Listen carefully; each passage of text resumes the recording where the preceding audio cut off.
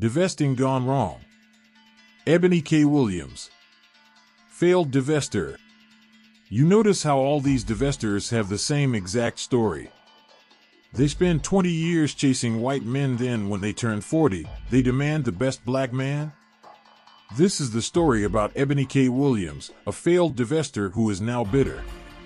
Let's discuss how she got to that part. You know what, this quarantine, I think, like a lot of couples, Wendy, it made us tell the truth about our relationship. How long were you with him before quarantine? Almost 4 years. Did you live with him at the time of quarantine? I'll tell you what happened. He actually did not quarantine with me. He has 3 children, 2 of which are young adults, and he chose to quarantine in New Jersey with his semi-adult children. And for me, listen, I'm not a parent yet, so I get that they're number one. Right. But I need to be number one, Wendy. According to Eboni, she and her now ex-fiancé, who she dated for just under 4 years, were forced to tell the truth about their relationship amid the pandemic after he chose to quarantine with his 3 children. I was engaged to be married. I started 2020 planning a wedding.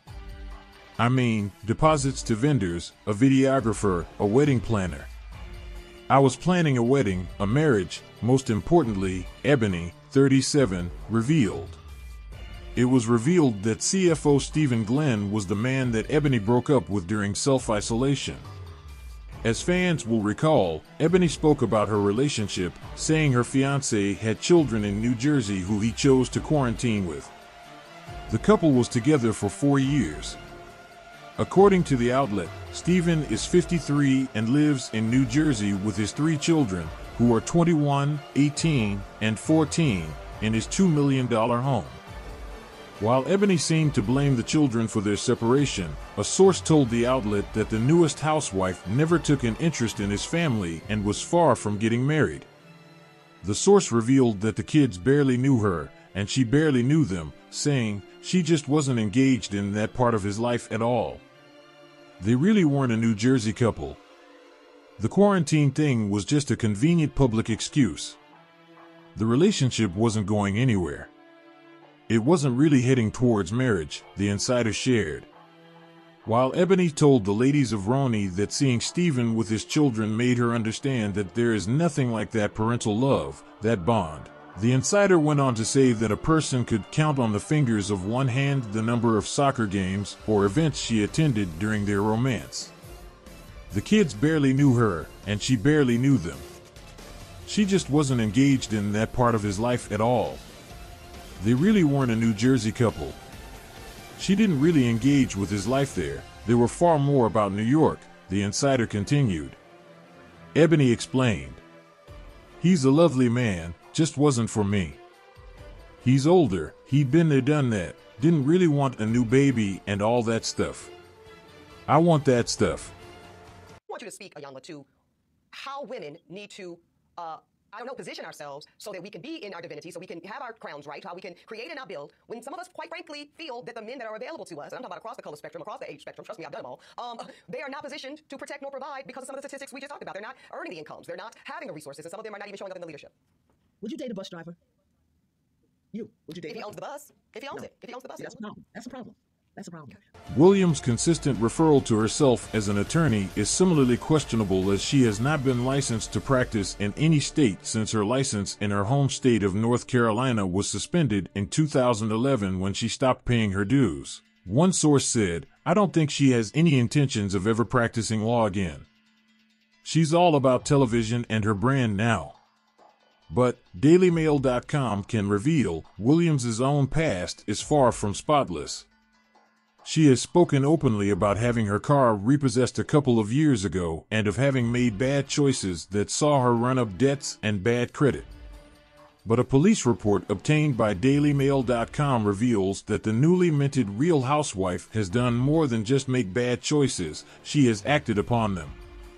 Today she wears Louboutins, but in 2002, an 18-year-old Williams was detained at a mall in Durham, North Carolina for trying to steal a pair of Stuart Weitzman pumps worth $245. So she lied about her success? You don't say. No wonder why she quote-unquote dated that old white man with 3 white children for 4 years. She thought she was going to turn her John, her sex partner, into a husband. He said no and kicked her out. Next, to be wishing onto a black woman, especially one who has dedicated her life to the liberation of black folk. But, whatever, I guess, go off. See, I wanted to talk about how do we close the gap between black women who do show up in a so-called masculine posture, those of us that are providing and building and protecting due to circumstances that we might feel make us feel that if we don't do it for ourselves, we will have to go without the resources and protections we need to feel safe in this world. But Dr. Ayanla went in a different direction.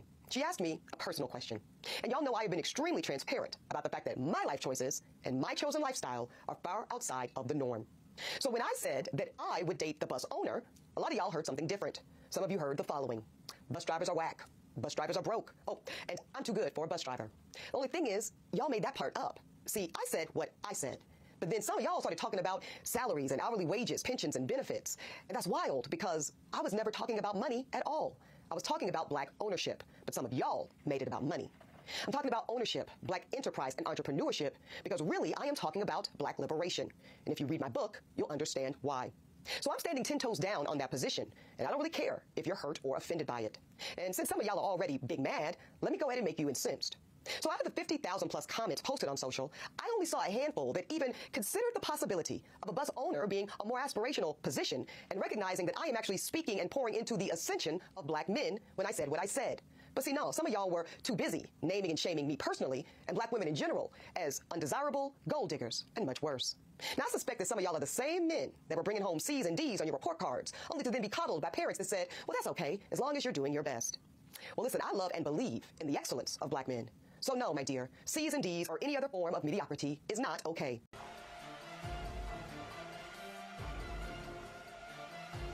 The former Fox News contributor claims that she took the position at the right-wing network to be a disruptor, but DailyMail.com has been told that Williams supported Trump's wall, dragged Beyoncé for her hypersexual performances on the Bill O'Reilly show, and didn't speak up against the former president until after Charlottesville. One insider said her own mother voted for Trump and she defended that, but she's taking aim at Ramona and talking about white supremacy because she hangs out at Mar-a-Lago. She's a hypocrite. She kowtowed and tiptoed round the issues when she was at Fox, and now she's created this uber-progressive woke persona. The source pointed out that Williams reposted a tweet from her former Fox co-contributor Tomi Lahren, which showed a picture of them together during their days at Fox and included a shout out of support from Lahren to the newest Roni cast member. Lahren has been dubbed White Power Barbie for her strong right-wing views. Williams quickly took down the repost, but not before many had screen grabbed and questioned it.